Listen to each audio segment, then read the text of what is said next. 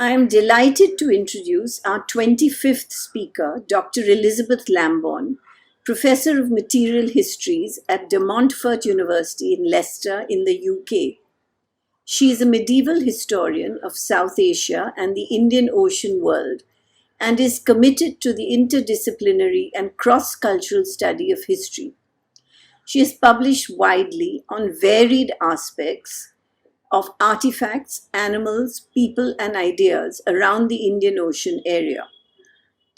In 2018, her research monograph titled Abraham's Luggage offered a sophisticated and fresh perspective on Jewish merchant activity in the Indian Ocean, focusing on domestic material culture, trade, and food.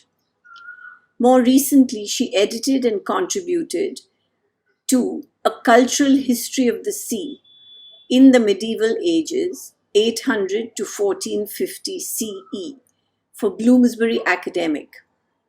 Elizabeth has held fellowships at Harvard and Stanford universities, and in 2011-2013, she was the recipient of a major research fellowship. Her talk today, titled Abraham ben Yiju, A Life in Luggage, The Travels and Travails of a Jewish Trader in the Medieval Indian Ocean World, close quotes, will give us a riveting insight into the world of Jewish trade before the invention of planes, when ships were essential to long-distance exchanges across Eurasia and Africa. People, animals, and commodities spent extraordinarily long periods of time at sea between ports. Sailors lived much of their lives at sea. But what was life like on board the ships of the period? What was provided on board, and what did passengers need to pack?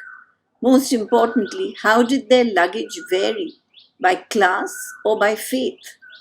In this wide-ranging and richly illustrated lecture, Elizabeth takes a unique surviving medieval list of luggage as the starting point to answering these questions, while giving us a sweep of history of the Middle Ages in the Indian Ocean world. So please sit back and enjoy Elizabeth's unique and perceptive lecture. Hello, my name's Dr. Elizabeth Lambourn. I'm Professor of Material Histories at De Montfort University in Leicester, and today I'm delighted to deliver the 25th Memorial Lecture for the Vasant Sheth Foundation on the topic of Abraham ben Yiju, A Life in Luggage, The Travails and Travails of a Jewish Trader in the Medieval Indian Ocean World. Before the invention of planes and modern air travel, ships were essential to long-distance circulation across Eurasia and Africa. People, animals, commodities spent sometimes extraordinarily long periods of time at sea between ports. Sailors lived much of their lives at sea, but what was life like on board the ships of the period for other travellers? How was the ocean inhabited? In fact, we have a very interesting problem here. For all the toing and froing along the sea lanes of the Indian Ocean, we have precious few sources about how life was lived at sea. Medieval seafarers obviously have left us no written accounts. Merchants and pilgrims did sometimes record stories, usually fantastic or amazing events, or sometimes accounts of terrifying shipwrecks. But they did not generally write explicitly about the more day-to-day time at sea. Indeed, it's as if the moment they boarded the ship, they slipped into a state of suspended animation. Crises are recorded for prosperity. The day-to-day life on board is not. And yet, this is what really interests me, remembering that travellers spent sometimes months of their lives at sea. A fast crossing between the west coast of southern India and the Arabian Peninsula took probably 4 weeks, but more commonly, crossings on that route could take a good 6 to 8 weeks, if all went well. This void in the sources is a real challenge to the study of the Indian Ocean before the colonial period. Surviving sources allow us to focus with relative ease on coasts and ports as nodes of exchange and interaction. We know quite a lot now about cargoes and commodities, and through oceanography, we know ever more about the ocean itself. Yet the time humankind spent at sea between ports disappears from the sources and so from critical inquiry. But written sources are there if we are prepared to listen for them, to look out for them. Today in this lecture, I'll focus on a unique list of luggage written in the medieval Indian Ocean world. The list is written in Judeo-Arabic, that is Arabic written in Hebrew characters, and it's written on two sides of a small, narrow scrap of paper, barely 28 centimeters long by 10 centimeters wide. Like other informal utilitarian lists of its kind, it runs sequentially across the page, using every millimeter of paper to enumerate the luggage. Crease marks at certain points indicate where the original note had been folded over and over into a small packet for easy transport to India, where someone reused this bit of paper later to write their list of luggage. The list does not name the owner of the luggage. Indeed, why would anybody put their name on their own list? Fortunately, when this document came finally to be examined in Cambridge University in the 1950s, the writer's identity was immediately apparent to its cataloguer, the famous Israeli scholar S.D. Goitein. On paleographic grounds, Goitein was able to recognize the handwriting of Abraham ben Yiju, a North African Jew from Mahdia on the coast of present-day Tunisia. Born into a scholarly but by no means wealthy family, Ben Yiju entered trade and made his way east, eventually specializing in trade between Egypt and Yemen and India's Malabar coast, where he settled during the 1130s and 1140s. The slip of paper catalogued was described as a detailed list in Ben Yiju's hand of receptacles containing food and other commodities, as well as certain objects taken with him on a trip from India to the West. And here on the slide, I'm showing you, obviously you can see Tunisia, Mahdia, and we can imagine Ben Yiju's route out to India, in fact, landing in the port of Mangalore via Fustat, Old Cairo, Aden in Yemen, and Mangalore, where he arrived in 1132. We know from other documents that Abraham made 2 extended sojourns in Malabar, totaling 12 years in all. He made a home there, he married a local slave girl who he converted to Judaism, and he fathered 3 children by her before eventually deciding to wrap up his business and return to the Arabian Peninsula with his 2 surviving children, but not his wife, who again we assume had died probably by this period. The list has been identified as written in 1149, before Abraham set sail from Mangalore, in what's now southern Karnataka, to return to Aden. Abraham later moved back to Old Cairo, to Fustat, and it's here that amongst his many papers, the luggage list travelled, and it was eventually deposited along with other documents in a ritual depository, technically known as the Geniza, in the Ben Ezra synagogue in Old Cairo. And it's from this Cairene Geniza that in 1897, the list travelled on its last journey back to Cambridge in England as part of a larger shipment of fragments that now make Cambridge University one of the largest world repositories of what people now simply refer to as the Geniza or the Geniza. It's so famous.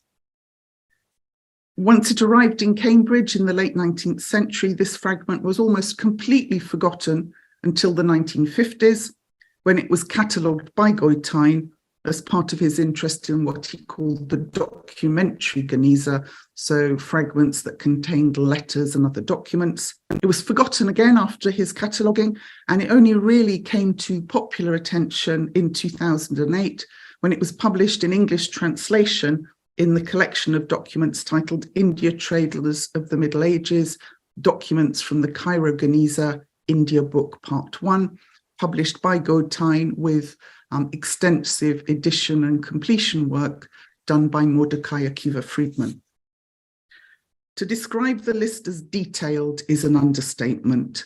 The list contains over 173 different items, from single objects such as a trap for rats to containers of multiple uncounted things such as a basket of worked brass.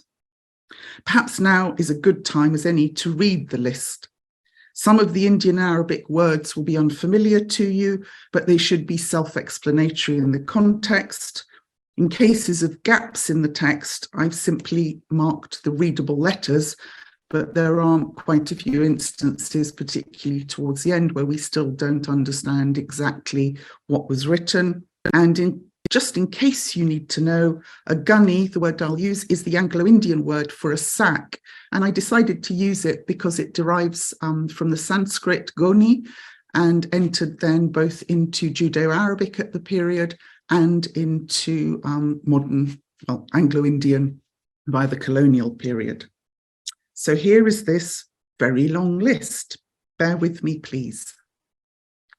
So it begins in Hebrew, in the name of the Lord, specification of the number of baskets and gunnies and bottles and fatia chests and remaining luggage. These include one large gunny of rice, one small gunny of something we're not quite sure of. Also for the travel provisions, 4 small gunnies and 2 baskets of rice and 2 baskets of hard wheat and 1 basket of coconuts and 1 basket of flour and 3 fatia chests of something we unidentified, 1 fatia chest of dadi, 1 fatia chest of copper and iron, 1 fatia chest of the fisherman's gear. And it goes on. 1 cloth with iron and other items, 1 kartala basket of bread, 5 marinas of vinegar, 1 bamboo chest of locks and 1 basket of locks, and 1 meal carrier, separate in straw, 1 table jug, separate in straw, and 1 basket of worked brass, and another basket of worked brass, and another basket of worked brass, large, and 3 small baskets of iron and staff, and 1 small sala basket of glassware, and 2 fatia chests of glassware, 2 tajins in hay, 2 stone pots, 1 sala basket of china, 4 atliya jars filled with oil and sour juice, and 1 bottle of wine, nabith, 1 trap for rats, 6 bottles of oil, 1 fatia chest of firewood, and 6 empty bottles and 1 bottle of soap, 2 barnier jars of citruses and ginger, 5 water skins of mango, 2 water skins of hoot fish and 2 water skins of citruses, and 5 empty water skins.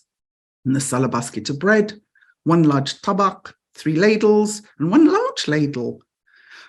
And of the kasra bowls, 2 kasras, and also 1 large kasra, and 1 new kasra, and 2 old kasras. And of the fatia chests, 4 fatia chests of textiles, 2 barnier jars of clarified butter, 4 legs for a bed, and 2 old kasras, and 4 new kasras, and 3 bundles of stone pots, and 1 undecorated cabin door.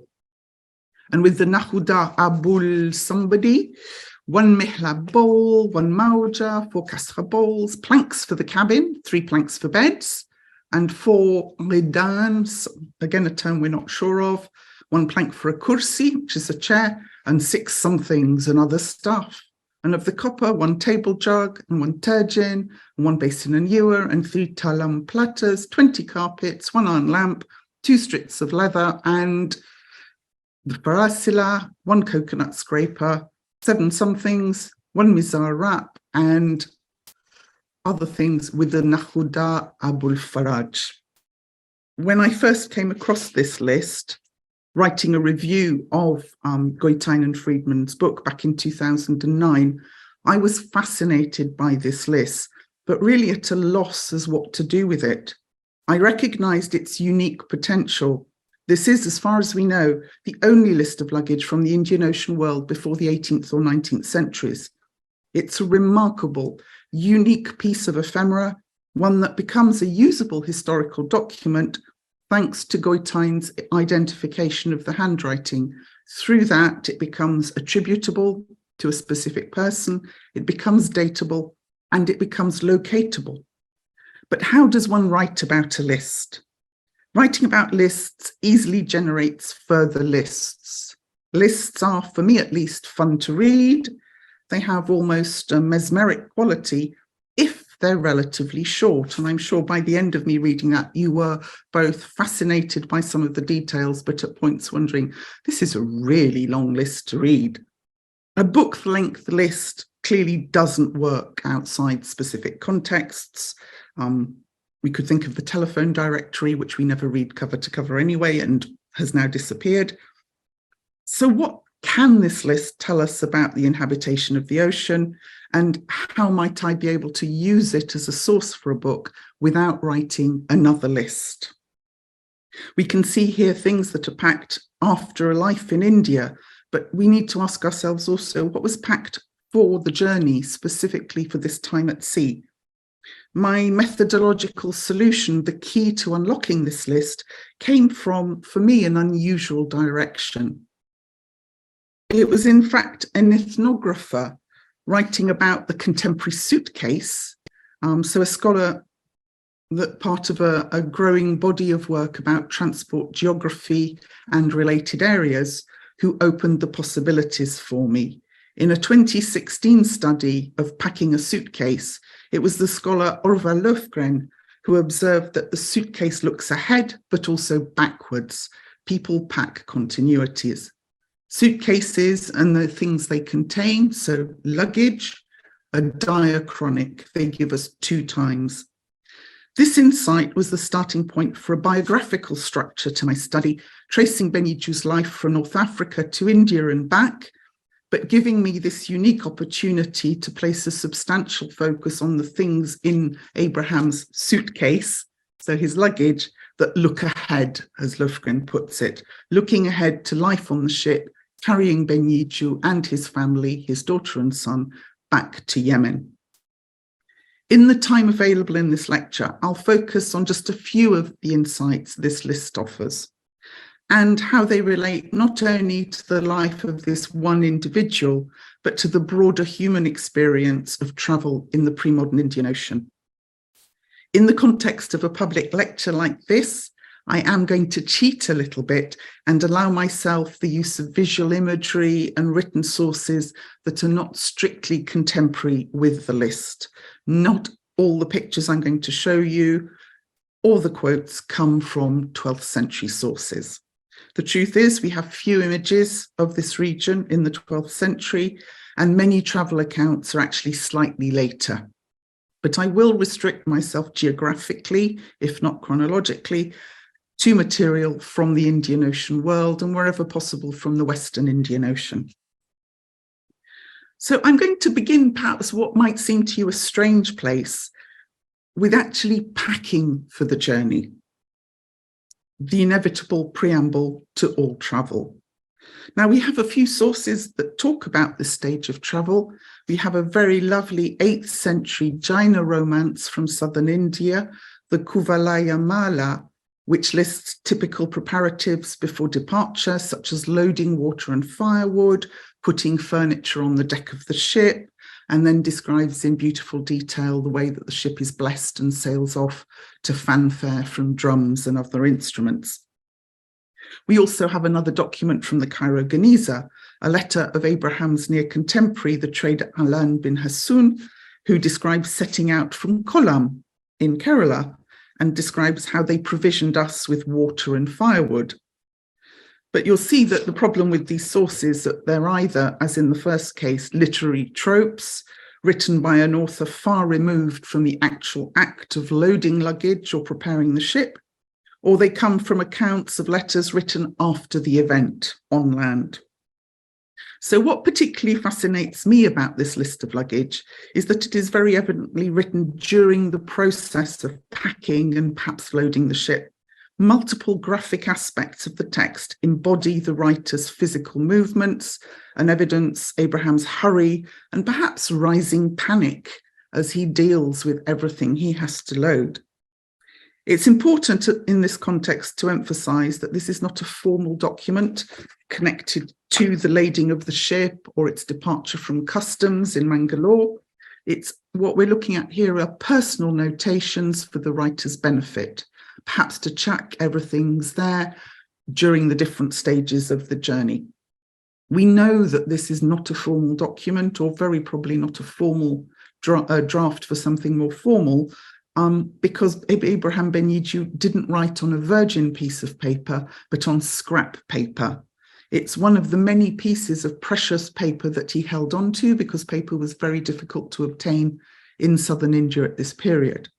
So he uses an older note that he'd received, and his luggage list negotiates its way through the blank spaces wherever he can find room to write.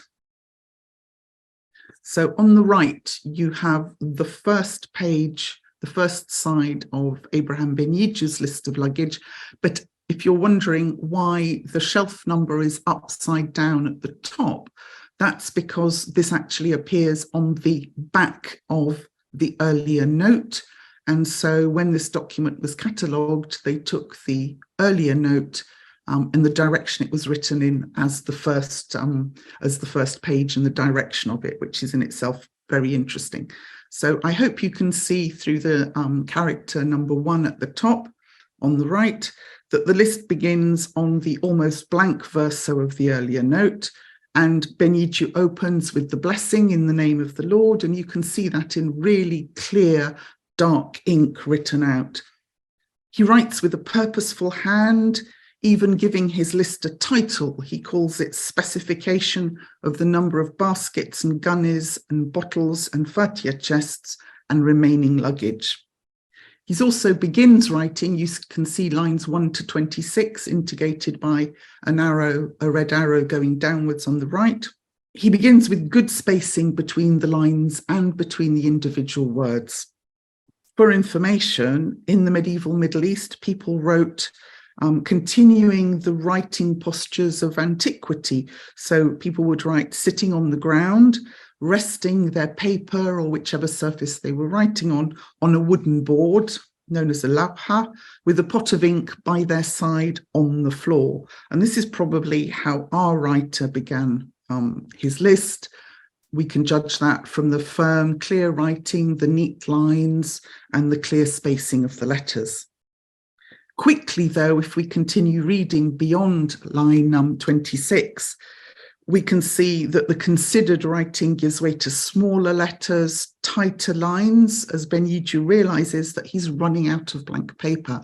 So by line 26, he's still got more luggage to list, and he's realized that he's out of space. So he jumps to line 27, finding a little blank space between the earlier address from the original note that had been written. And then he finds another 3 lines of space down the bottom to keep on with his list.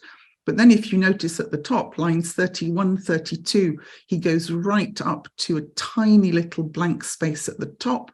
And then at some point, he actually turns the list rounds and writes what we'd now say upside down for lines 33, 34, 35, and he's out of space. And he's still got more objects to list. And so he turns around onto what would be the recto of the original document. And you can see that he's managing to find space for lines 36 and 37 right at the top.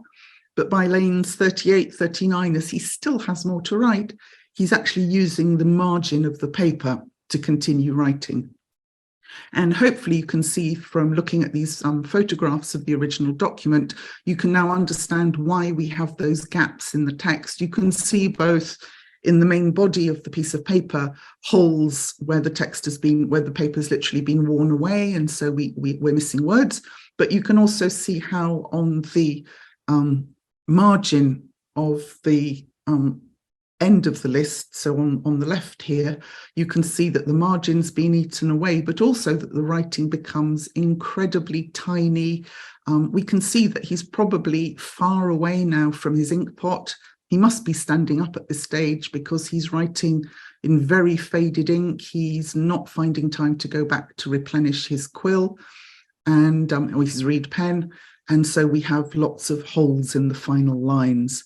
Just to give you then some nice zooms, you can see here at the top the very clear writing of the blessing in the name of the Lord. And at several points, you can see where he seems to replenish his pen with ink. He's sitting down, he's quite calm. By the second side, as you can see here, he's getting more and more frantic. You can see the very tiny, scrabby writing at the bottom. and then the even more disorganized, irregular writing going down the margin. We've also got several misspellings that suggest that he's writing in haste, and there are aspects of the text of the list that you may have heard me read going, oh, and another one of this, and oh, this one too, but it's large, or one of these, but small, that give us a real sense of this being a list that's written on the hoof as he observes either a mountain of luggage waiting to be loaded on different ships, or perhaps it's actually being carried past him as he writes. And so he'll write, oh, one fatia chest of this, oh, and another one, and something else that's come past, but that one's small. So this is really exceptional insight into the process of loading and packing. I'd say the list embodies most vividly the panic of packing, and we can all imagine the relief Abraham felt when he finally boarded his ship and was ready to sail. Just as we breathe a sigh of relief when we finally find our seat on the plane and the journey itself begins. So it's something, I think, one of the most fascinating and remarkable aspects of many documents in the Cairo Geniza is the way that we can identify as contemporary modern humans with some of these very primeval aspects of mobility and movement. I've taken time to show these aspects of the list because I think it offers one clue at least as to why we have so few, practically no, medieval accounts of the time at sea. When I finally come to board my flight or my ferry, I'm relieved to have boarded, the panic is over, I can relax in this one place and settle into my journey, largely just waiting for the next stage to start, anticipating my arrival. Personally, I've never written to anybody about what I ate on a flight or the movie I watched.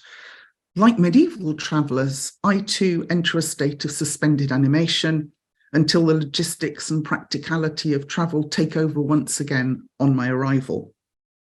So the increasingly hurried nature of the list captures the stresses of pre-departure preparation and explains a little of why we do not capture Ben Yiju again until he has disembarked in Aden. A letter written shortly after his arrival there, addressed to his siblings in the Mediterranean, dated to the 11th of September 1149, announces simply that he had arrived, I quote, safely with my belongings, my life and children. May God be thanked for this. So what then can we recover of Abraham's life at sea if he doesn't write to us explicitly about it? In the remaining part of this lecture, I'm going to focus on ships, cabins and furniture, the spaces of habitation of the ocean and the tools that facilitated it. Then I'll conclude with a quick overview of the key provisions that Abraham took and how these relate to other known provisioning practices. So the ships of the period in the Western Indian Ocean were what are known as sewn plank vessels, not dissimilar, very broadly speaking, to modern Arab dhows. On the right, you see the extremely well-preserved planks from an 8th century wreck from the Gulf of Thailand, where you can clearly see the stitching that was beautifully, the koya, the coconut rope stitching that was preserved in the mud of this location. The ships of the period were built for speed and maneuverability. They were not passenger orientated. So incredibly as it may seem, in the 9th century at least, dhow-like ships, which then sailed directly between eastern Chinese ports and the head of the Gulf to Basra or Siraf, often via Kollam in Kerala, they had no integral decking. Leather and fibre mats were used to cover the goods in the hold, and we know that merchants frequently travelled on top of their goods. And these were journeys that could take, including stops, sometimes 6 months to travel from Basra to one of the Chinese ports. This custom of not decking vessels even continued into the late Middle Ages, and we have some very disparaging remarks from Marco Polo about what he considered to be inferior Eastern shipping design. The answer, of course, is that Indian shipping technology was not backward. It was the right technology for this ocean. The sailing seasons in the Western Indian Ocean were often very short, particularly if you're doing an open ocean crossing, say from Kollam across to Aden or somewhere. Sometimes you only had a 3-week window in which to leave for the best monsoon wind. So the very cautious use of decking makes sense in environments where speed was uppermost. A lighter ship's travel faster and is more maneuverable, and there's more cargo capacity as a result as well. Even Sanskrit treatises written in timber-rich areas of the west coast of India make it clear that shipwrights favoured agility and speed over comfort. Decks and cabins did, of course, develop to offer a measure of comfort, privacy, also to enable the sailing of the ship. The 11th century Sanskrit text, the Yukti Kalpataru, the wishing tree of practical knowledge, is attributed to Bhoja, the Paramara king of Western India, who then controlled substantial coastal tracts of what is now southern Gujarat and Maharashtra. His text describes ships as having a variety of deck and cabin configurations, notably a type of ship known as the Sarva Mandira, which had a cabin, Mandira, extending from one end to the other for the transport of royal treasure, horses, and women. The terms used through his text are Griha and Mandira, broadly translated house or living space, and dwelling, abode, or house. Whether or not the wishing tree of practical knowledge was actually written by King Bhoja, this is a text firmly anchored in the coastal politics and material culture of medieval Western India, and I consider these passages very reliable sources. Here I'm showing you a 13th century illustration from a collection of stories in Arabic about sea adventures, this passage from Adventures in the Western Indian Ocean. And we can see here something similar to this continuous row of cabins, this continuous deck for the transport of people, used here for the accommodation of male passengers, not treasure horses or women. But even with a cabin like this, conditions on board were far from perfect at the period. Although the Jewish traders really don't give us accounts of their discomfort on sea journeys, we have several other slightly later sources that do. They highlight the crowded conditions on board ships and the terrible smell of these ships too. So we have a very nice account, maybe 50 years, barely 50 years after Abraham's journeys, from the Muslim pilgrim traveller Ibn Jubair, who says that on routes to cross the Red Sea, so going from the Egyptian Red Sea coast towards Jeddah for the journey to Mecca, pilgrims were loaded until they sit one on top of the other, so that they are like chickens crammed in a coop. We can only imagine. Another lovely quote from a Persian traveller, Ibn al-Mujawir, and he says, he's writing about arrival at Aden. When a man disembarks, it is as if he stepped out of the grave, and the customs house is like the place of gathering on Judgment Day. So to clarify this quote, in the Islamic imagination, the grave is a dark, confined and unpleasant place. And so he describes travel on board ships as basically like being entombed. And then, of course, he has a good dig at customs because nobody likes paying taxes, and says it's like coming to the place of gathering on Judgment Day. And finally, then, this beautiful quote from a Timurid ambassador who was sent to southern India, in fact, to Vijayanagara in 1442 on a diplomatic mission. And being somebody from Central Asia, he'd never stepped on board a ship before. And this is his description of his first boarding of a ship. As the smell of the ship reached my nostrils and I experienced the terror of the sea, I lost consciousness to such an extent that for 3 days I was dead to the world, save for the rising and falling of my breath. From what we know of the fact that obviously you've got the eggy smell of bilge water accumulating at the bottom of the hold, but sewn plank vessels like this also needed to be treated regularly with various substances to help prevent water penetrating. And one of the favourites was shark liver oil, which I imagine was extremely smelly. These are not exaggerations. We can see that travelling in a cabin was in fact perhaps gave you privacy and safety, but was not a comfortable experience. So little surprise then that well-off travellers, wherever possible, would go outside onto the topmost decks, sometimes taking with them day beds for comfort to recline on, if we can trust then this 14th century Persian miniature, which is a depiction of Noah's Ark without the animals in the iconography that we'd expect, particularly in Western culture. But you can see here Noah travelling on this beautiful daybed at the front of the ship. And in this context, it's really interesting to note then that among Abraham ben Yiju's list of luggage, we find 3 planks of wood for a bed, 4 somethings, clearly 4 legs would be my guess, and another plank for a chair. So it's, as in the earlier 8th century Jaina source, we can guess that people took furniture with them to make their journey as comfortable as possible.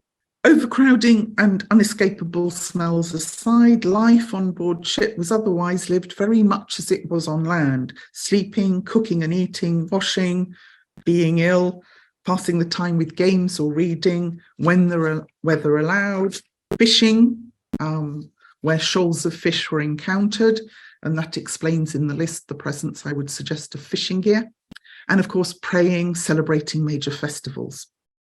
Overall, at this period, there seems to have been very little design adaptations specifically for travel, nothing like the specialised containers and objects we can find now for hiking, climbing, camping and other activities. So minimal design adaptations, and household items were simply translocated from land to the ship. The point that life on ships went on as if you were living in a house or on land is made beautifully by our Timurid ambassador, again, who does leave us some very interesting observations about his time at sea. So he marvelled at the way that the ship was both static, inhabitants, the people on the ship were static, and yet the ship moved. So he writes, a favourable wind blew and the ship skimmed across the surface of the water like a breeze. And then he interjects a small poem, made by the wisdom of the experienced, a house, hane, moving around the world, a rarity of God's command, a moving house whose inhabitants stay put. He appears to have a remarkably fast crossing. So he travelled from the central Karnataka coast up to Oman, or the southern Oman, and he records an exceptionally fast time of 18 days. This was an extremely favourable wind, but the more we use these sources, I'm learning that if travellers record their crossing time, it's not because it was a standard, it's because it was exceptionally fast, is what we hear about. One significant aspect of landed life that transferred to life at sea was gender segregation, a feature of elite Indic societies, as well as being common across the Middle East amongst all faiths. Jews in the medieval Middle East maintained the segregation of women from non-male relatives and the custom of covering in public places. Given that the inhabitation of the ocean is already difficult to study, finding women amongst our scarce sources is even more difficult, but we do find rare mentions of women. A few anecdotes in seafaring tales tell us about wives travelling, nursing mothers, female slaves who travelled below decks in cabins. And we have a few later miniature paintings, this is me cheating, that also depict women as part of sea life. So what I'm going to show you are 2 Mughal miniatures from a very fascinating series where artists appear to have become very interested for a period in depicting the iconography of Noah's Ark. And having shown you already the Hariri ship and then the picture of Noah, you'll recognize when I show these to you that what we have at the bottom of the ship is the hull of a seagoing vessel. But these completely fantastical superstructures that you're going to see, I'm guessing, were perhaps inspired by river-going barges, the kind of pleasure craft that the Mughal court enjoyed in northern India. So these are hybrid representations, but what I want to emphasize here is the way that we see women as part of travel in this iconography. So on the left, a most beautiful representation of the Ark, and bottom left on the ship in the stern, you can see the small face of a woman looking out of a cabin there with a little cat sitting next to her. The ship is otherwise loaded with animals and obviously male crew and travellers. A different configuration then in this detail from another picture of Noah's Ark from 1610, where you can see this imagined, again on the stern, so at the back of the ship, a pavilion containing female travellers separated from male travellers. Abraham ben Yiju by this stage had a daughter of marriageable age, and one of his main motivations for returning to Yemen in 1149 was very explicitly to find her a suitable husband. Just by way of emphasizing these problems of invisibility, particularly when it comes to women, it's really telling that we do not even know her personal name. Out of respect, she's simply referred to as Sitta Dar, the lady of the house. By contrast, her brother, Surur, is mentioned by personal name in several of the letters. But what we do know about Sitta Dar is that she definitely covered in public, as would be typical. Her dowry list, which was drawn up in Egypt in 1156, lists a niqab or face veil and other items that we understand to be veils. So where was this precious daughter to travel? Ben Yiju's luggage offers us some tantalizing suggestions. We can guess, of course, he's going to put her in a cabin at the stern, like the ladies we see in these Mughal miniatures, but the way that this space is constructed appears to be really quite original, or at least it opens new windows into the mechanics, the logistics of enabling women to travel. So towards the end of Abraham's list of luggage, we find mention of one undecorated cabin door and planks for the cabin. Now, the term Luggage doesn't feature in Arabic or Judeo-Arabic dictionaries of the period, and it appears in later dictionaries, our modern dictionaries of the languages, solely because it appears in Ben Yiju's list and in a few other collections of sea stories. So it's a very rare term, and we're not quite sure what the origins are. But whatever its origin, the context in which the term is used make clear that it designated a cabin and was part of this sort of maritime patois, the daily language of the Indian Ocean world. We are fortunate that the term was later defined by the Mughals in the Ain-i-Akbari as part of a new lexicon of seagoing world as the result of the Mughal conquest of Gujarat and then Bengal. So at one point, the Ain-i-Akbari gives a long description of the different roles on board ships and then talks about how the ship is organized. And it says ships are divided up as dwelling places for people and the storage of goods and necessaries, and each compartment, bakhsh, is known by that name, Luggage. So here we have a very clear description of what a Luggage is, the cabin. And to my complete perplexity at the beginning, we find Abraham's actually carrying parts of a cabin with him. So Abraham was transporting wooden components for a shipboard compartment. Our best guess perhaps, is that this was be erected on board the ship for the privacy of his family, and particularly then with his daughter in mind, so that she could maintain her modesty and good reputation on board a crowded ship with probably largely male passengers. In the context of a substantial journey such as that between Malabar and Aden, the labour involved in setting up a cabin would have been negligible, and ships were in any case floating carpentry workshops. Better preserved shipwrecks from the Mediterranean are full of carpenters' tools, and we also know that ships were constantly being repaired even when they were at sea. So building a cabin for a long crossing would not be unreasonable. Where this cabin was to be placed, we can only guess, perhaps on top of a full weather deck or below it, or as we've seen through Mughal miniatures and other sources, perhaps on the stern at the rear of the ship. The luggage list is so far unique. We cannot say whether my interpretation is correct, nor whether elite merchants regularly built their own cabins. Nevertheless, this example shows how the case study format, because this is partly what it is, or the micro-historical scale of study, are a useful way of introducing new questions to sometimes tired discourses about maritime travel and the inhabitation of the ocean.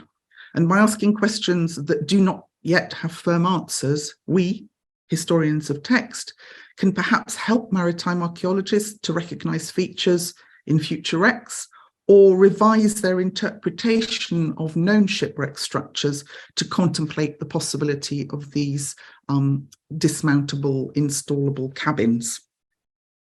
The infinite adaptability of ship or space is very well attested at later periods in other parts of the world. Ships were in a state of constant repair and maintenance, parts replaced, upgraded, but in certain times and places, they were also in a state of permanent reconfiguration.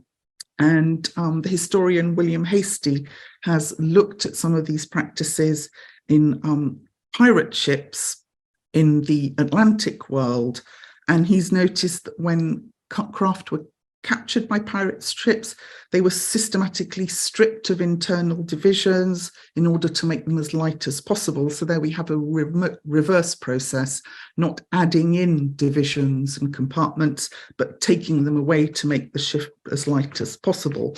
What William Hastie's work does help us really is to understand the mobile nature of ship space.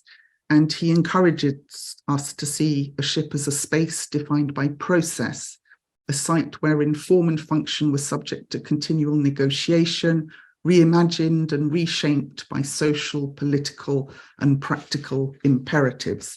Now, yes, he is looking at the late 17th, early 18th century, but again, when we think about Sanskrit accounts of different kinds of cabin, we don't necessarily need to think that these ships with a single cabin running from the stern to the prow for treasure, horses and women was permanently installed. We may think about a division of space that was made for certain journeys for that kind of transport, but that was transformed into other configurations during other uses of the ships. So the transportation of merchant passengers, obviously in the 12th century, was a very different operation to slave ships and to pirate ships, as I've discussed here. But these analyses underline the fundamental instability of ships as objects and the ease with which solid features could be dismantled and changed. So I've wandered very far here from the safe shipping lanes of Abraham Ben Yiju's biography, but I hope that this discussion has served to show how dynamic this list of luggage is for our field, how rich in examples and possibilities of interpretation that will then condition archaeological interpretation. I wouldn't like to leave you with the impression that the luggage list did not include the more standard fare of luggage, particularly then provisions for the journey. Just to make a quick point is that the essentials were simpler than we might think. Hydration and carbohydrates in some form were all that needed to be provided. And a good example of this is this note from travellers stranded on the Egyptian Red Sea coast sometime in the 13th century. So this was a fragment of paper recovered from excavations at the Red Sea port of Qusair, and it's a request from 3 travellers stranded down the coast for somebody to send them a wrap or cloak, 2 water skins of water, and a little hard biscuit. On the left, I'm showing you another beautiful miniature from the Maqamat of Al-Hariri, this 13th century illustrated manuscript. And here you can see one of the protagonists of the story, Abu Zaid, on the left, getting ready to board a ship, and he's carrying simply a basket of provisions and a cloak. So many travellers would have travelled extremely light. On the other hand, elite travellers such as Ben Yiju had much larger luggage assemblages. Within it, though, we're still finding variations around these key essentials to meet basic needs.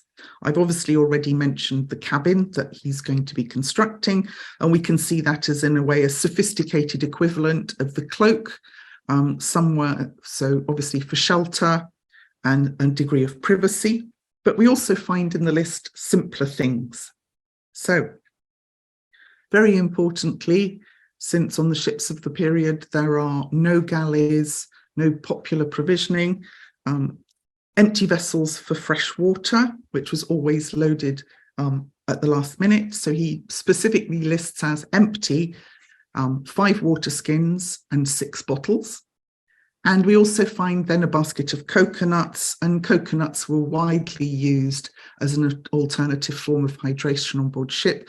They have the advantage of being sealed containers, not spoiling like water risked, and being very common around the shores of the Western Indian Ocean.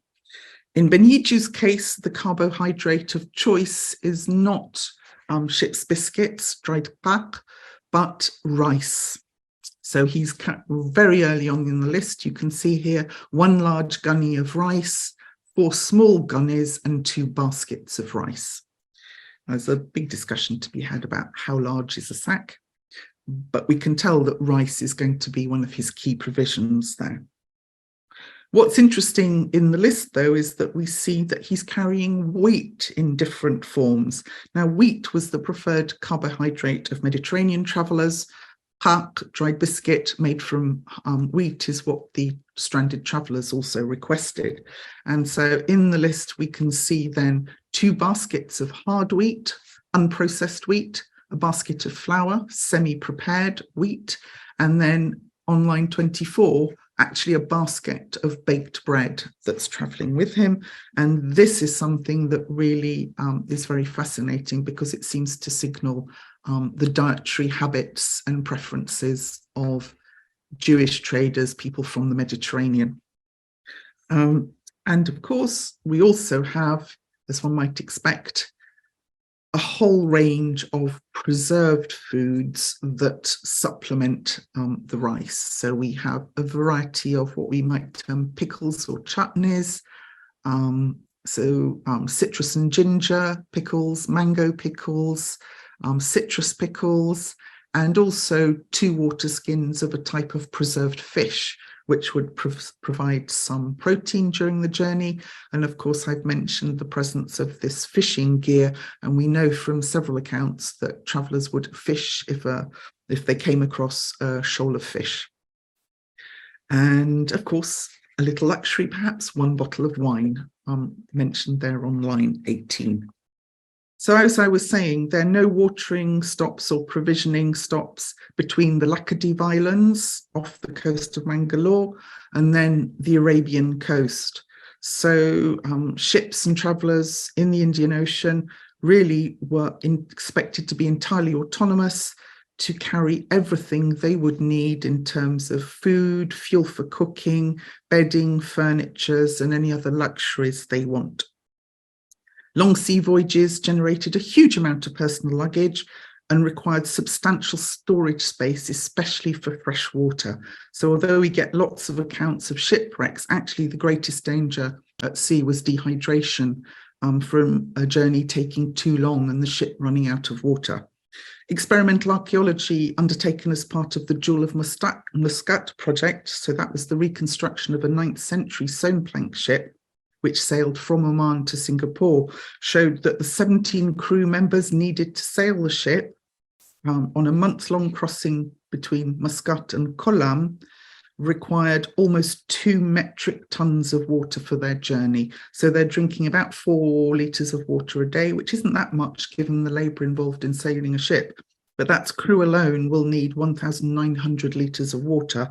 For a 4-week crossing. If we get to 6-week crossing, the amount goes up to 3 metric tons, 10% of the ship's cargo capacity, and we haven't even thought then about water and food provisions needed for the passengers on board.